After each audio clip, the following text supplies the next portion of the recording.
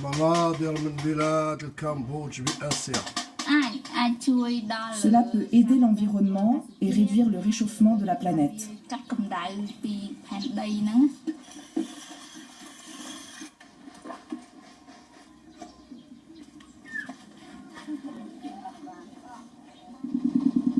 Les fours partent ensuite sur les marchés à travers le pays, afin d'y être vendus entre 2 et 6 euros l'unité.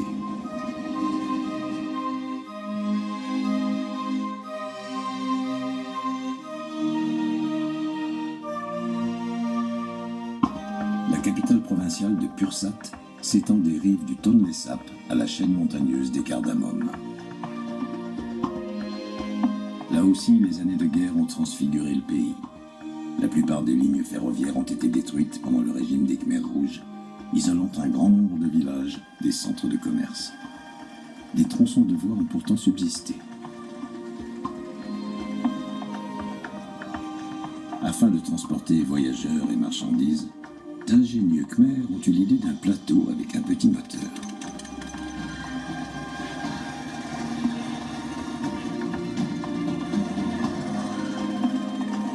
Ils ont surnommé leur drôle de machine Nori, ou littéralement train de bambou.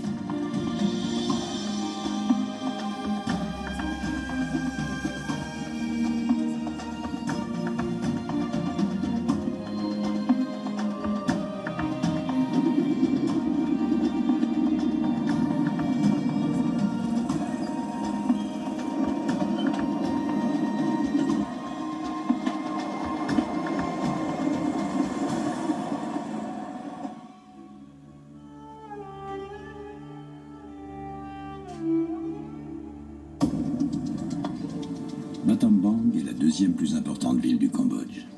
Son nom signifie « perdre le bâton ».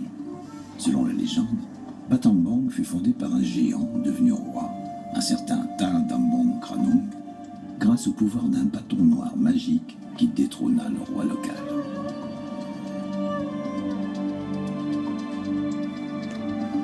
La partie principale de Battambang se situe près de la rivière Songkher. Le marché de rencontres de style art déco est le cœur géographique et social de la ville. Son économie a longtemps reposé sur l'exploitation des pierres précieuses, mais aujourd'hui les mines sont épuisées. Pour pallier un système éducatif défaillant, l'association phare Ponle Selpak, la lumière de l'art en Khmer, est une initiative née en 1993 qui développe des programmes artistiques dans un but socio-éducatif. Kwandet, le directeur, consacre sa vie au bien-être de sa communauté et particulièrement aux enfants.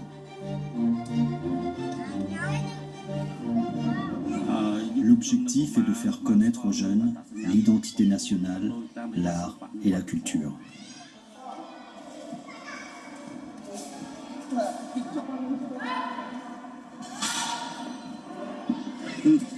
Il y a des enfants qui n'ont pas la possibilité d'aller à l'école. Dans la rue, il y avait des orphelins et des handicapés à cause de la guerre. On les a pris avec nous à l'association pour leur apprendre les arts.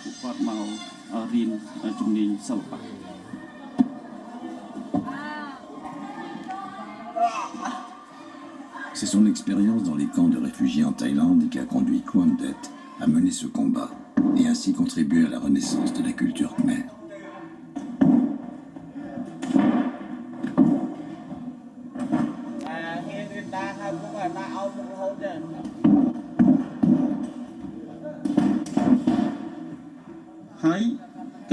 L'association leur permet de se débrouiller et d'apprendre tout seul.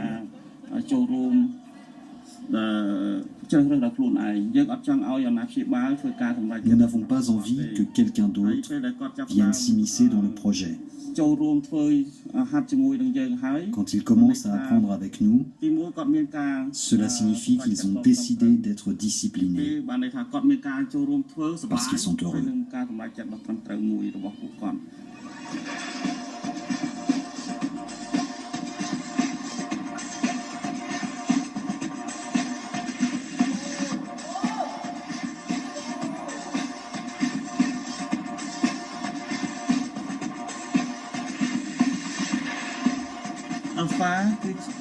L'association phare aide à former les jeunes pour devenir des artistes et avoir un métier pour pouvoir aider la famille, pour diminuer la pauvreté. បានន័យថាយើងផ្ទេរពីចំនួនមួយទៅដល់ចំនួនមួយហើយពួកគាត់ត្រូវធ្វើការវិវត្តធ្វើការអភិវឌ្ឍបន្តដើម្បីជួយអ្នកចំនួនក្រោយ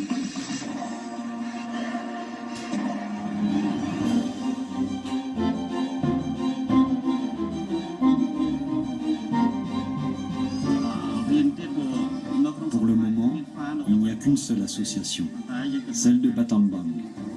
Mais on voudrait développer l'association dans d'autres villes, car beaucoup d'enfants ne vont pas à l'école.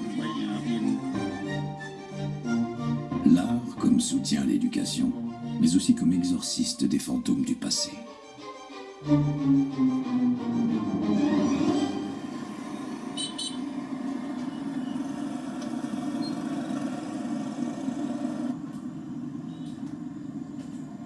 Sous l'apparente quiétude de ces joueurs de saille, le peuple cambodgien cache de nombreux traumatismes.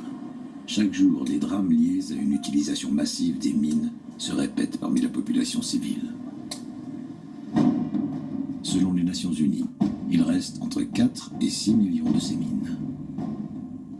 Le Centre cambodgien d'action contre les mines se livre avec ses équipes à un travail de fourmi.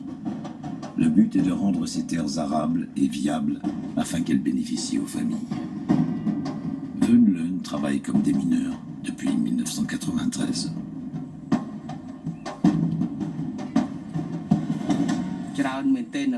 Le Cambodge est truffé de mines, car le pays a connu la guerre depuis 1970.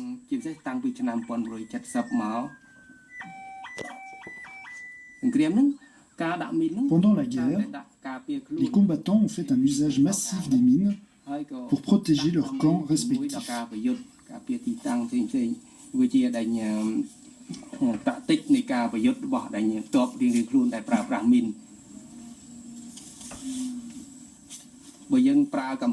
Si vous prenez un fusil, lorsque l'homme dort, le fusil aussi, alors que la mine n'a besoin de personne pour être meurtrière.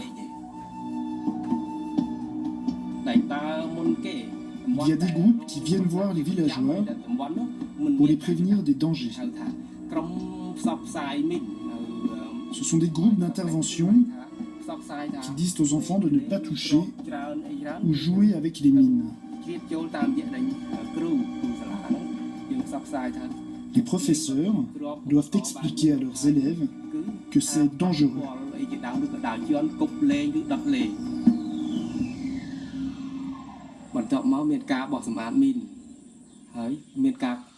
Les terres qui ont été déminées ne sont plus dangereuses. Et elles peuvent aujourd'hui être cultivées. Avec 17 hectares de terre déminée, ce sont 26 familles qui peuvent de nouveau vivre.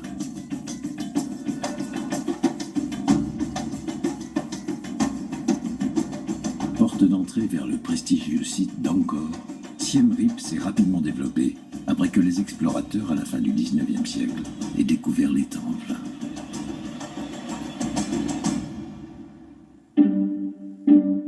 À une vingtaine de kilomètres de Siem Reap, dans la ferme de la soie dorée, les artisans fabriquent des vêtements et tissent le précieux matériau comme le faisaient leurs ancêtres.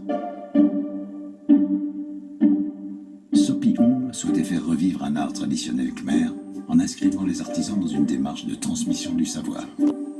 Le projet Golden Cirque est né en 2002, mais il faut remonter encore en arrière puisque j'ai été encore volontaire au camp des réfugiés et là j'ai aidé dans la partie sociale avec les orphelins, les vieillards, les personnes en difficulté, les veuves. Et donc, quand mes enfants ont grandi, les orphelins du camp ont grandi, je leur donnais une éducation, on leur trouve du travail, ils ont une famille. Ils ont grandi et je me suis retrouvée, j'ai dit, qu'est-ce que je fais maintenant? Et c'est ça que, en fait, est né le deuxième projet, le Golden Cirque, parce que je voudrais offrir encore plus d'opportunités à d'autres gens qui peuvent acquérir un métier.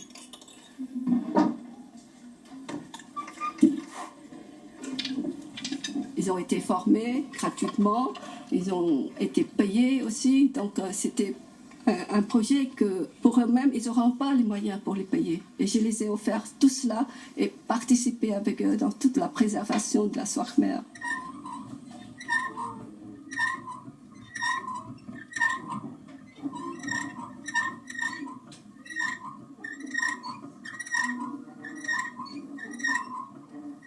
La soie, c'est parce que c'est un métier d'art qui a su habiller dans le temps les rois, les ministres, et qui ont perdu au fil du temps avec les guerres. On a perdu tous ces maîtres d'art.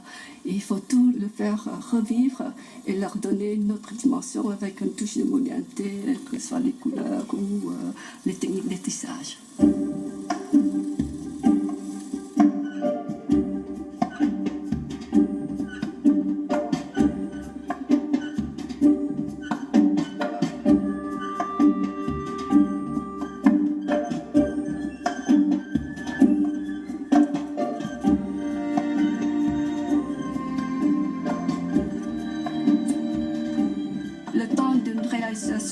D'une écharpe de 2 mètres sur 60 cm de large et à peu près de 6 mois. C'est au stade de chenille que le bombix du mûrier produit une bave abondante qui, en durcissant, se transforme en un fil de soie.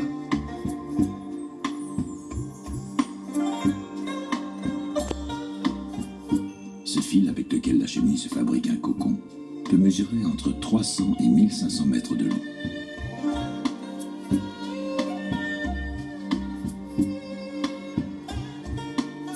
Produire 5,8 kg de fil de coton, il faut cueillir 1 tonne de feuilles pour les nourrir.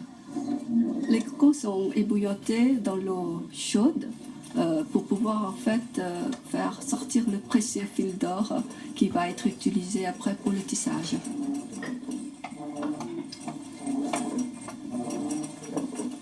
Ma passion sur le Cambodge, une façon d'apporter l'eau dans le moulin, c'est ma façon de le faire, de contribuer à donner une petite partie de la splendeur et la dignité au peuple khmer et au Cambodge.